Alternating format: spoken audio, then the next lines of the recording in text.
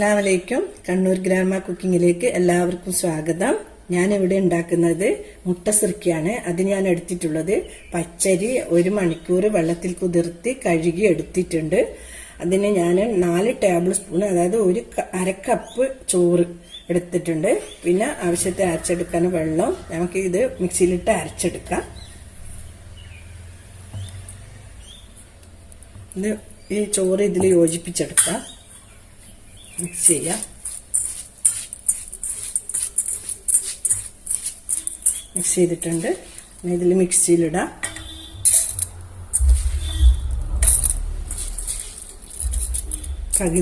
ആദ്യം പകുതി അരച്ചെടുക്കാം. വെള്ളം ഒഴിക്കുമ്പോഴേ എപ്പോഴും കുറച്ച് അരിനേക്കാളും കുറച്ച് മുങ്ങാൻ പാടില്ല. മുങ്ങാണ്ട് ഇത്രയും വേണ്ട.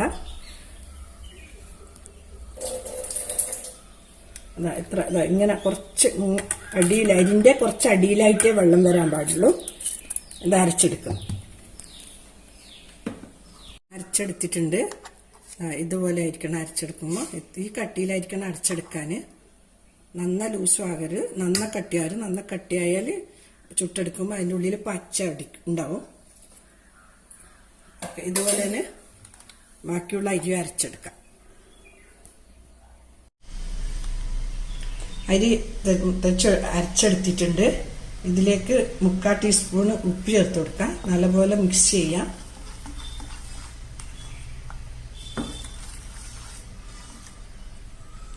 ഈ ഒരു കട്ടിയിലാണ് വേണ്ടത് അരച്ചെടുക്കേണ്ടത്.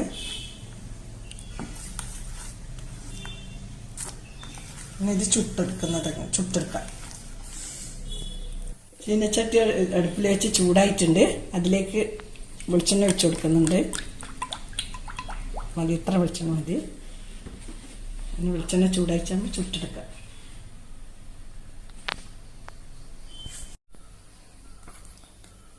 എണ്ണ ചൂടായിട്ടുണ്ട്. മാവ് ഒഴിച്ചു കൊടുക്കാം. ഇനി മുട്ടസിർക്കാന്ന് പേരെങ്കിലും ഇതിൽ മുട്ടയില്ല, സുർക്കിയില്ല. ഇത് വളരെ ഉണ്ടാക്കുന്ന ഒരു അപ്പമാണ്. അമ്മയിൽ നിന്നൊക്കെ അരച്ച് നമ്മളൊന്നൊക്കെ എപ്പം ഉണ്ടാക്കി തരുന്ന ഒരു അപ്പം ഇത് മുട്ടസിർക്ക. ഇത് കുട്ടികൾക്ക് ലഞ്ച് ബോക്സിൽ ഇട്ട് കൊടുക്കുക. കറിയില്ലാണ്ട് കുട്ടികൾക്ക് തിന്നാൻ പറ്റും. നല്ല ഇഷ്ടമുണ്ടാവില്ല കുട്ടികൾക്ക് ഇട്ട് കൊടുത്താൽ. നല്ലപോലെ പൊങ്ങിട്ടൊക്കെ വന്നിട്ടുണ്ട്. അതിന് മറിച്ചിട്ട് കൊടുക്കാം. നമുക്ക് വേണമെങ്കിൽ ഇതിന് കുറച്ച് കൂടി ചോപ്പിക്കാം. ഞാനിപ്പോൾ ഇതിൽ ഇങ്ങനെ മറിച്ചിട്ട്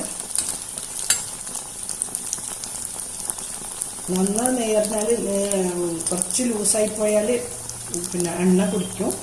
കണക്കായ കട്ടിയായിരിക്കണം. അരി എത്രയാണോ അതിൽ കുറച്ച് വെള്ളം എടുത്തിട്ട് ചുട്ടെടുക്കണം. അപ്പം നമ്മൾ അപ്പം ആയിട്ടുണ്ട്. നമുക്ക് കോരി മാറ്റാം. എണ്ണ ഇങ്ങോട്ട് വെച്ച് ഒരു ടിഷ്യൂ പേപ്പർ വെച്ചിട്ടുണ്ട്. കിച്ചൺ ടിഷ്യൂ വെച്ചിട്ടുണ്ട്. അതിലേക്ക് ഇട്ട് കൊടുത്ത് രണ്ടാമത്തൊന്ന് ചുട്ടെടുക്കാം. എപ്പോഴും ഒഴിക്കാൻ പോകുമ്പോൾ തീ കുറച്ച് കൊടുത്താൽ മതി. എന്നിട്ട് ഒഴിച്ചതിന് ശേഷം മാവ് ഒഴിച്ചതിന് ശേഷം തീ കൂട്ടി കൊടുക്കാം. നല്ല ചൂടായാൽ അപ്പം ശരിയാവില്ല.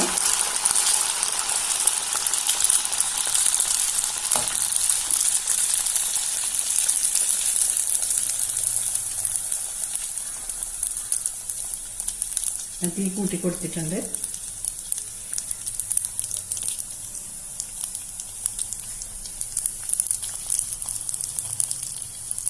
ഇനി കുറച്ച് ചോപ്പിച്ചിട്ടെടുക്കാം.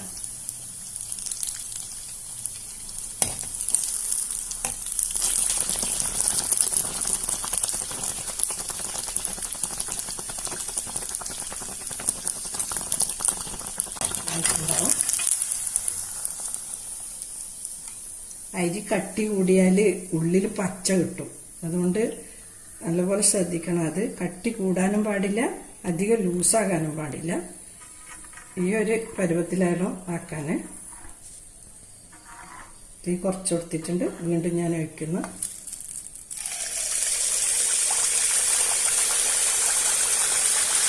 കുറച്ചതിന് ശേഷം തീ കൂട്ടി കൊടുക്കുന്നുണ്ട്. ഒരു മീഡിയം ഫ്ലെയിമിലാക്കിയാൽ മതി. നല്ല ചൂടാകാൻ പാടില്ല, വലിയ സ്റ്റവ് ഇതാകാൻ പാടില്ല, നല്ല ചെറുതുമാകരുത്.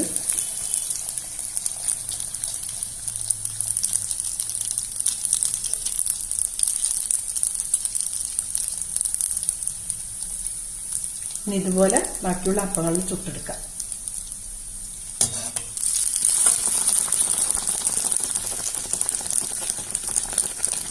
നല്ല ക്രിസ്പി ഓയിൽ ഉണ്ടെങ്കിൽ കുറച്ചും കൂടി നല്ലപോലെ ചോപ്പിച്ചെടുത്താൽ മതി. വെറുതെ കടിച്ചു തിന്ന കറിയൊന്നും ഇല്ലാതെ തിന്നണമെന്നുണ്ടെങ്കിൽ കുറച്ചും കൂടി നല്ല ചോപ്പിച്ചെടുത്താൽ കറിയൊന്നും ഇല്ലാതെയും കഴിക്കാൻ പറ്റും.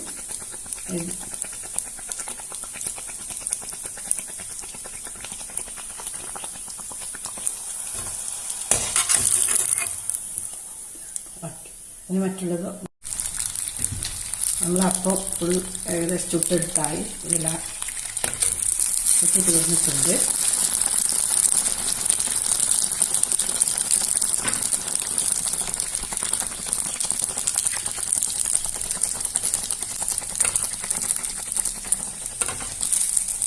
കംപ്ലീറ്റ് അപ്പമായി.